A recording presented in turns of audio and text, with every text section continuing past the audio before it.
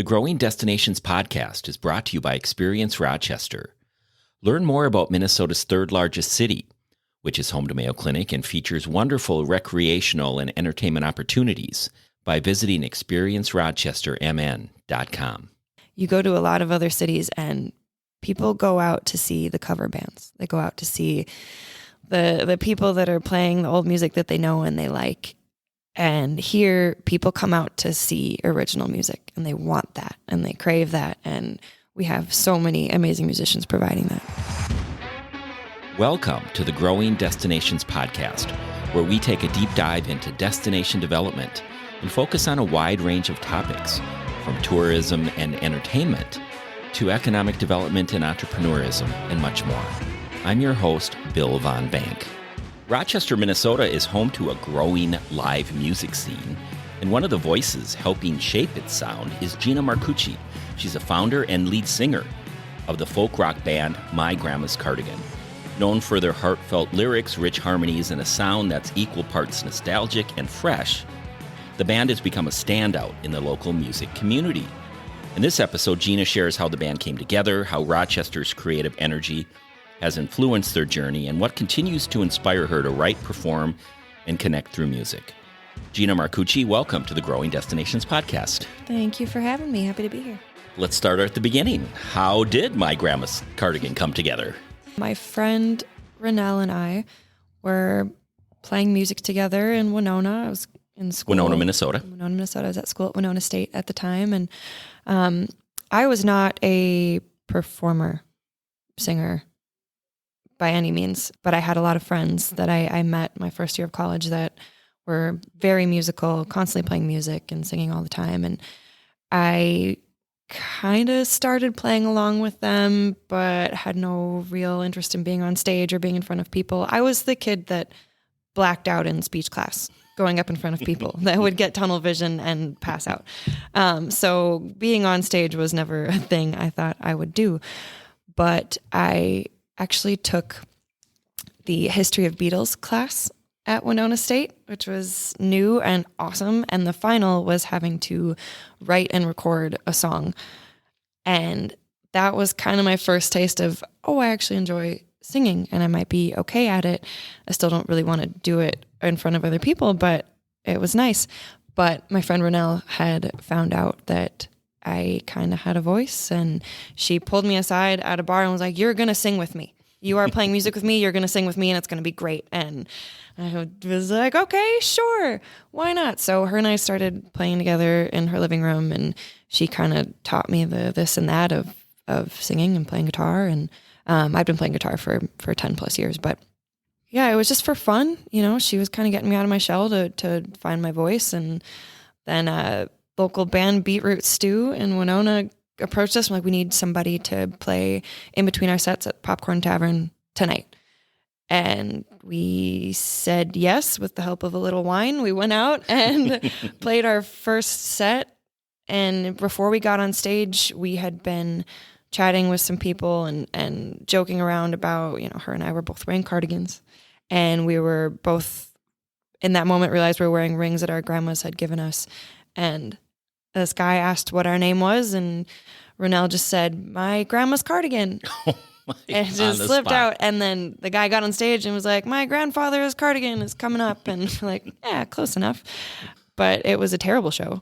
But the name stuck after that. So her and I kind of kept rolling. And, when you have a really interesting experience on stage, it makes you want to figure out how to make it better. So you were forced on stage by a friend, and you had been playing the guitar. Did you sing as a kid? No. So you found your voice in college? Yes, absolutely. I mean, I was in choir, but in, middle school when you were forced to be in choir, but I was never in the choir people group. I just did it because I had to. And no, but I didn't really grow up in a musical family. We listened to a lot of music, but my brother was in a screamo band, but that doesn't count. So no, I definitely found my voice in college and with a lot of influence with people around me. So you started in Winona, Minnesota through college. What were the early days like with the band? It started just Renelle and I. We played a lot of coffee shops, Blooming Grounds, Acoustic Cafe. We played wherever we could. We made friends with a lot of musicians and kind of just tagged along with them. We started going to music festivals. Driftless Music Gardens was a big launching point for us. People Brothers Band started People Fest, and we met a lot of really great people out there, and playing at campsites kind of got attention. So people started asking us to play randomly on little stages. And then our friend Weston Hawley, who was our guitar player, joined us on banjo at the time. Because we were playing, I think Ronell was playing mandolin, I was playing guitar, and we'd throw in random percussion instruments like a güero whenever we felt like it. And then, Weston joined us, and we became a trio. Started playing around anywhere we possibly could, at little coffee shops and stuff. So what's the current lineup then with your band? Our current group? Yes. We are 7 now. So we've got Jake Allen on drums, Joey Martin on keys, Alan Palmer on bass, Evan Hocus on fiddle and mandolin, Weston Hawley on guitar, and myself on acoustic and vocals. When did you move to Rochester? I moved here 5 years ago, maybe 6 now, 2018. Is that when the band really took shape? We had a pretty decent following, and we had a lot of stuff going on, kind of later years, college and post, when we had a pretty decent group where it was myself, Ronell, Weston, our friend Steve was on bass, and we had a pretty good following then. I think we kind of split up when we all graduated and moved to different states, and a lot of us kept playing music and kept performing. But it was when I when I moved to the cities, we kind of rejoined, yes, a little bit. Ronell and I started playing again, and our friend Keegan joined us on bass, and Weston would travel to come play. But it was when I moved back to Rochester, Weston also moved back to Rochester around the same time, and it was when we decided to really get the Cardigan, as we call it, rolling again. I love that name, Cardigan. Yeah. And we've been through a few different forms since then. Jake Allen has always kind of been in our circle and plays drums with us. And he lives in Winona, so he's probably our farthest member. But our friend Keegan joined on bass when we started going again. We played Big Turn its first year in Red Wing. A big music festival in Red Wing, yes. Minnesota. Yeah, so that was kind of our jump back in, was one of our first festivals back playing again as my grandma's Cardigan. And through the years, Ronell left and Carly Hornstein joined as my co-singer a few years back, and you know her as the lady singer in Clay Fulton and the Lost 40. And Alan Palmer was an amazing bass player we knew in town already, and asked him to join in. And then he actually knew Evan from school in St. Cloud. They went to university together, and we needed a fiddle player. We were playing Boats and Bluegrass for the first time, and we're like, we got to have a fiddle. We need something that shows that we're bluegrass-ish and not just folk or whatever we are. And so he called him down, and he was only supposed to play that one show, but then he ended up sticking around. And then Joey Martin, we've known since college. He was our roommate and a fellow musician, and he joined in on keys, and people just kind of kept asking if they could play with us, and we never said no. So we grew to be a pretty big band compared to the duo we used to be. And I love our current setup, our current group. Everyone is so kind and so talented and so creative. We have so many voices and different styles that have come together to create this band. And we did lose Carly about a year or so ago. She has a lot going on. She was in a musical, and Lost 40 really took off. So she was dedicating a lot of her time there. And so I kind of stepped into my first time being the lead singer since we formed the band. I'd always had a co-singer. And you're doing a fantastic job. Oh, thanks. So you've been part of the Rochester music scene for a while now. Mm-hmm. How would you describe the current vibe here in Rochester? I'd say it's growing, and it's family. Everyone here, we all know each other. We all play together. We all find ways to create music together in some way or another. And I've played music in a lot of different communities, and Rochester has been growing since I moved here, with the addition of a lot of great venues like Thesis and Forager and Little Thistle. Everyone is nice. Everyone is kind. Everyone is happy to play together and to invite everyone to play on bills together. And the addition of Thaw Music Festival, thanks to Nick Novotny, has made it another great music destination for bands from the cities and Minnesota area. So yeah, I'd say it's the vibe is growth and comfort. And one big thing I love about Rochester is not only do we have a very big music scene, but we have a creative music scene full of original music. You go to a lot of other cities and people go out to see the cover bands. They go out to see the people that are playing the old music that they know and they like. And here people come out to see original music and they want that and they crave that. And we have so many amazing musicians providing that. What would help to get Rochester to the next level? I think we've been taking good strides with all of the new festivals and musical opportunities, Riverside, the Forward Concert Series. Thursdays downtown, yes, to grow all our scene in general.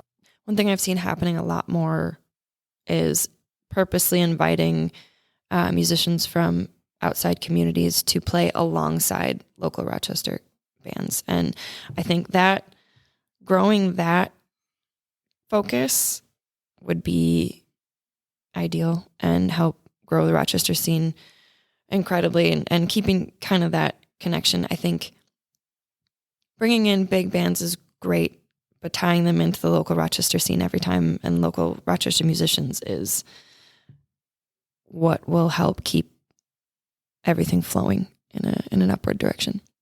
What has helped fuel your creativity? One thing a lot of people don't know is I am not the writer for our band. Weston Hawley is our writer. He has written most of our music. A lot of our early stuff were collaborations with Renelle and I, but most of the stuff you hear now was written by Weston. He has an amazing mind, super creative, and it's just what he does. He sits and he hears things and he writes music and he writes lyrics, and we collaborate a bit. He'll write and he'll send me ideas and stuff, and I'll give input. But he is our creative power, and all of our boys write. All of our men, sorry, let them know I said boys, but they all write. They all have amazing ideas, and we all come from very different musical backgrounds. So I grew up with folk, and my musical upbringing was Renelle showing me folk music. So that was kind of how my style formed. Weston grew up with classic rock and everything around it, and he's been growing his musical abilities every day since I met him. Alan is our jazz guy, so he brings all that vibe in. Joey can and will play anything, and he's our hype guy.